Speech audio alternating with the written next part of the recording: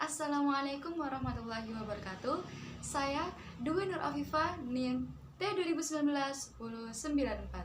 Di sini saya akan membahas tentang buku bimbingan dan konseling di sekolah dan madrasah karya Dr. Mulyadi SAG MPD. Kita akan membahas tentang bab 5, yaitu bimbingan dan konseling dalam lintas sejarah. Nah, dalam bab 5 ini terdapat 3 pembahasan. Yang pertama yaitu bimbingan dan konseling di Barat, yang kedua bimbingan dan konseling di Indonesia, dan yang ketiga bimbingan dan konseling di Islam. Pertama yaitu bimbingan dan konseling di Barat. Nah, perkembangan bimbingan dan konseling di Barat, khususnya di Amerika Serikat, dipelopori oleh Frank Person 1908 melalui suatu kegiatan yang dikenal dengan Guidance Movement atau gerakan bimbingan. Awalnya munculnya gerakan tersebut karena banyaknya konflik yang terjadi para veteran pada saat itu, sehingga Frank Person memberikan suatu bimbingan vokasional kepada para veteran yang sedang berjuang hingga mereka kehilangan pamor. Pada tahun 1938 munculnya penerbitan untuk pertama kali, yakni Dictionary Occupational Titles. Selanjutnya, pada tahun 1942 terbitlah History of Vocational Guidance oleh J.M. Brewer. Pada tahun 1946 muncullah suatu undang-undang untuk penggunaan federal demi bimbingan vokasional. Dan pada tahun 1951 muncullah suatu organisasi American Personnel and Association Guidance, di mana merupakan wadah profesi guru bimbingan. Berdasarkan dari beberapa peristiwa penting tersebut, ini membuktikan bahwasannya bimbingan dan konseling itu berjalan secara kontinu dan progresif. Namun tidak menutup kemungkinan di pertengahan jalan perkembangan tersebut mengalami masa krisis atau mengalami suatu tantangan. Namun tidak menutup perkembangan atau perjalanan bimbingan konseling ini demi memberikan kebermanfaatan untuk orang lain.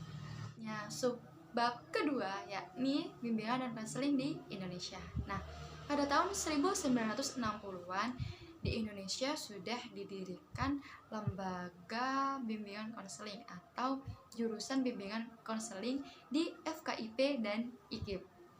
Pada tahun 1975 merupakan kabar gembira bagi bimbingan dan konseling. Mengapa?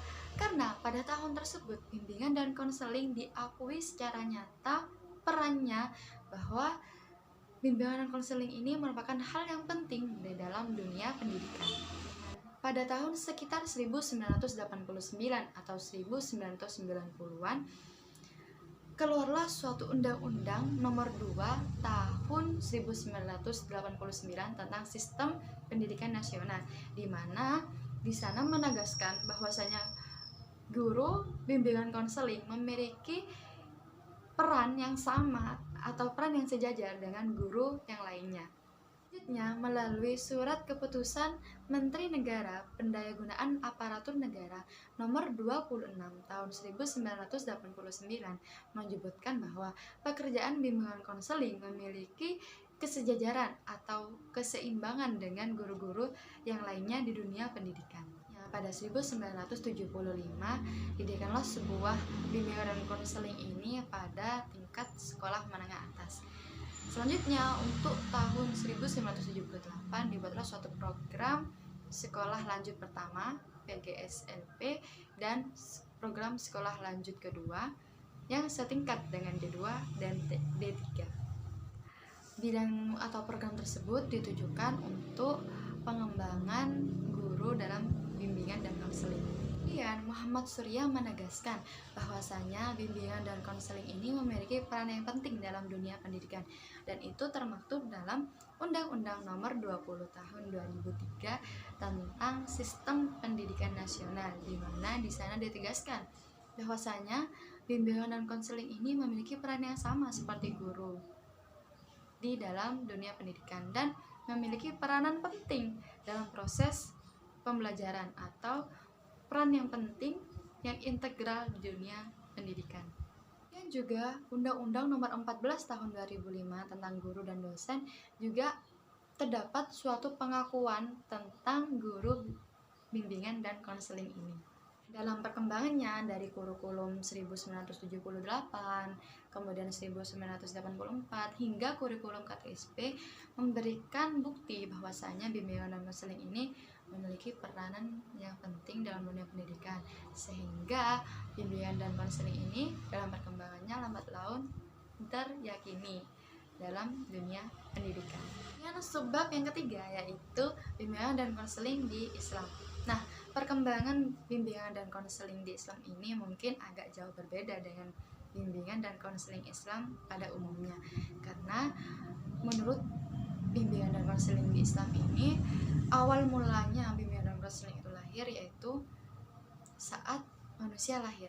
Mengapa seperti itu? Karena setiap manusia, karena dalam Islam ini merupakan menganut istilah fitrah dan potensi dalam individu manusia. Manusia fitrahnya, setiap orang itu memiliki potensi dalam dirinya. Jadi saat dia lahir dia sudah memiliki potensi. Nah, hanya saja dalam menjalani sebuah kehidupan hanya potensi-potensi tertentu saja yang dikembangkan, tidak secara keseluruhan. Oleh karena itu, bimbingan dan konseling ini diharapkan mampu mengembangkan potensi-potensi yang ada dalam diri individu. Ini juga tertuang atau terlihat dalam masa Nabi Muhammad SAW, di mana beliau telah mengajarkan suatu bimbingan dan konseling hingga ia wafat. Jadi bimbingan dan konseling ini lahir saat Nabi Muhammad lahir, yaitu lahir saat manusia itu lahir, karena fitrah yang ada di dalam diri manusia. Setelah pembahasan mengenai bab 5, yakni bimbingan dan konseling dalam lintas sejarah, entah itu di Barat, di Indonesia, ataupun di Islam sendiri. Semoga hal ini bisa bermanfaat untuk kita semua. Saya mohon maaf apabila ada tutur kata yang kurang berkenan ataupun kesalahan lain, baik yang disengaja ataupun tidak, karena saya hanya manusia biasa yang tak luput dari salah. Terima kasih. Wassalamualaikum warahmatullahi wabarakatuh.